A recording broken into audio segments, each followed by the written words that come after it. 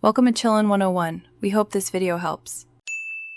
You begin by confirming basics that matter: power, a good cable, and a clean port. Do that now. Once you've verified physical connections, check your operating system build and pending updates, because drivers often depend on system files. Then open Device Manager or System Information so you can watch for error codes or unknown device entries. This gives you the exact target for the next repair steps and avoids guessing. Now you take action on the system side. If Device Manager shows an unknown device, uninstall it and remove its driver package so the OS can redetect cleanly. You'll want to reboot after.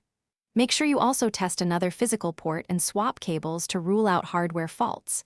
If a driver update caused this, use rollback, otherwise download the vendor driver or use Windows Update. Once done, restart and watch Device Manager to confirm the device reappears correctly. Finish by confirming the device works in its intended application and shows no errors in Device Manager. That proves success. If problems persist, perform a power cycle, disconnect, hold the device power or host power for about 10 seconds, then reconnect. This clears many firmware or handshake faults. Make sure to try the device on another computer to isolate the fault to the device or your system. If nothing fixes it, note any error codes and contact the manufacturer with model and logs for targeted support. Thanks for watching. Consider subscribing if we helped you.